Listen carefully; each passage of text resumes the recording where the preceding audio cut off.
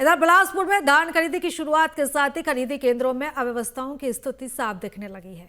कई केंद्रों में अब तक बोहनी तक नहीं हो पाई है, जिससे किसान केंद्रों में पहुंचकर भी निराश होकर वापस लौट रहे। जिले में कुल 140 धान खरीदी केंद्र बनाए गए हैं, लेकिन अधिकांश केंद्रों में तैयारियां अधूरी रहने के कारण खरीदी की प्रक्रिया प्रभावित हुई है।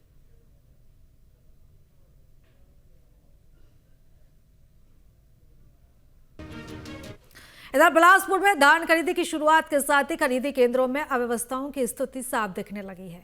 कई केंद्रों में अब तक बोहनी तक नहीं हो पाई है, जिससे किसान केंद्रों में पहुंचकर भी निराश होकर वापस लौट रहे। जिले में कुल 140 धान खरीदी केंद्र बनाए गए हैं, लेकिन अधिकांश केंद्रों में तैयारियां अधूरी रहने के कारण खरीदी की प्रक्रिया प्रभावित हुई है।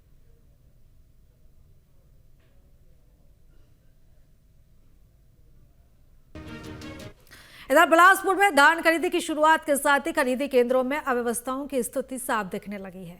कई केंद्रों में अब तक बोहनी तक नहीं हो पाई है, जिससे किसान केंद्रों में पहुंचकर भी निराश होकर वापस लौट रहे। जिले में कुल 140 धान खरीदी केंद्र बनाए गए हैं, लेकिन अधिकांश केंद्रों में तैयारियां अधूरी रहने के कारण खरीदी की प्रक्रिया प्रभावित हुई है।